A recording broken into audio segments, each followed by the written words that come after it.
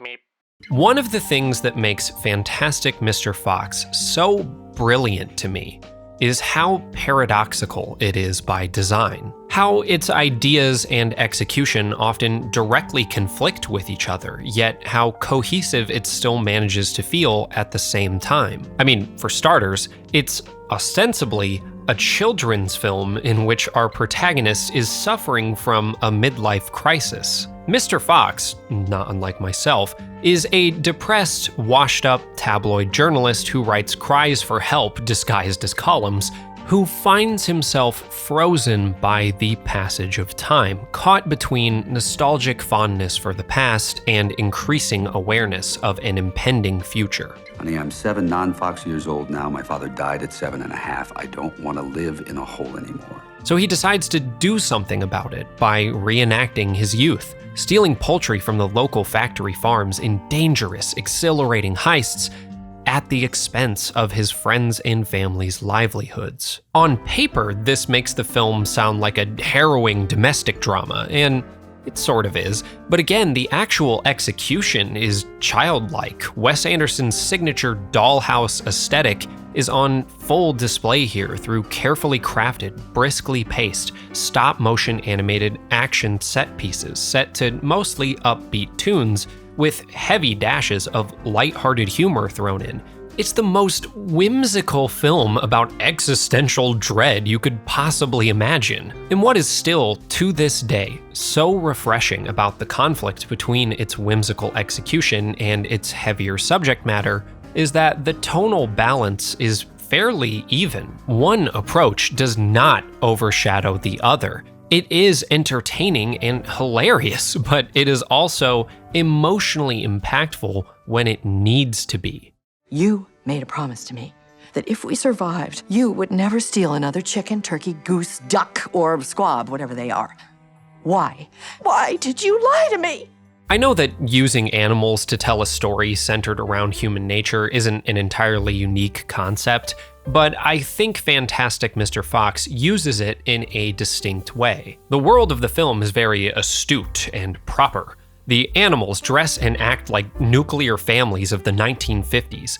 They have traditionally respected professions like law and realty, as well as some blue-collar positions like maintenance and repair. The children attend a well-funded school, and regardless of age or occupation, they all speak incredibly articulately. They are, at least in Eurocentric terms, civilized animals. A less inspired version of this approach would use this contrast purely for humor, and while Fantastic Mr. Fox does have many instances of doing just that. Kylie, you got a credit card? Sure. See, this is what I was saying about how good you are just being available for a titanium card. How the cuss did you qualify for this? I feel it also does a good job of using that contrast to build stakes and ground its absurd story in some form of tangible reality or relatability. Mr. Fox, again, is struggling with existential dread. Mrs. Fox is having an understandably difficult time trusting her husband and not fearing the worst is yet to come. Mr. Fox's son, Ash, is constantly living under the shadow of his father's legacy and being socially ostracized because he's different. Cousin Christopherson is victimized by his uncle living vicariously through him and can't form a meaningful relationship with his cousin because of this, all on top of struggling with his own form of grief and isolation due to his father's double pneumonia.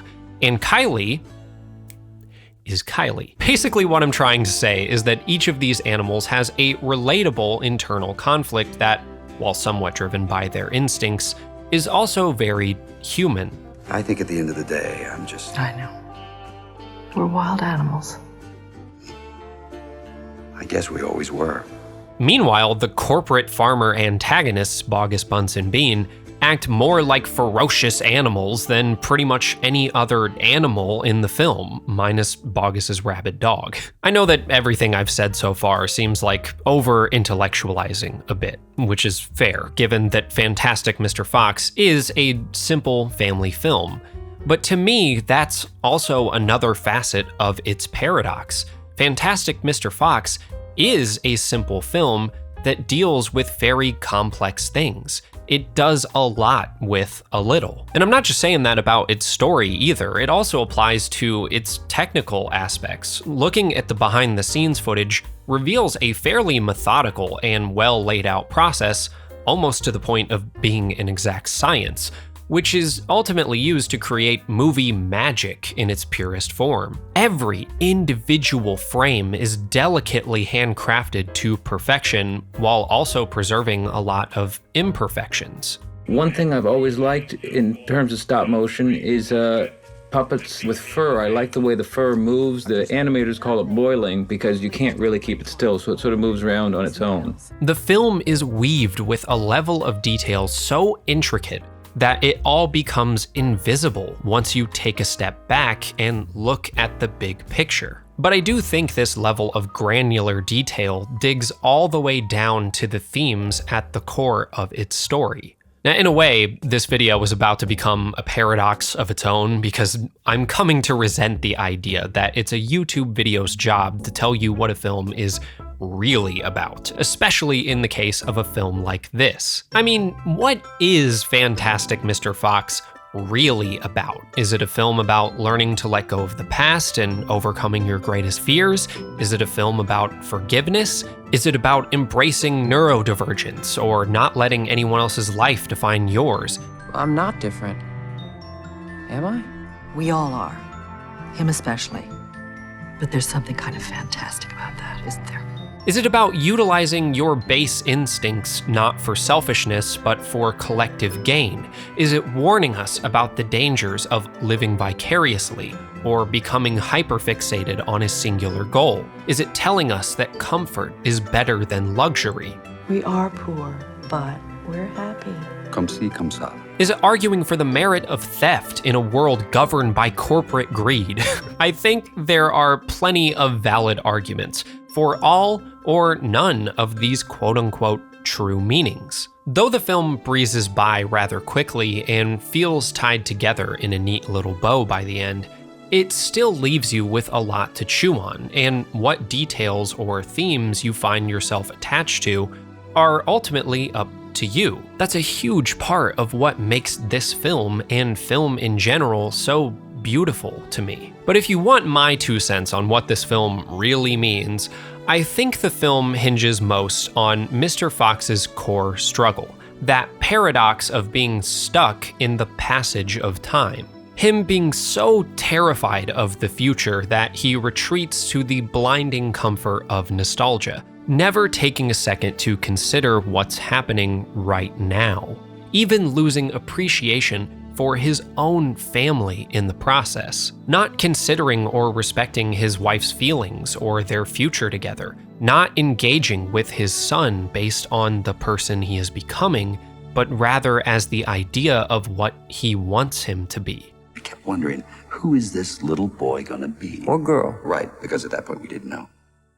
Ash, I'm so glad he was you. It's not your fault.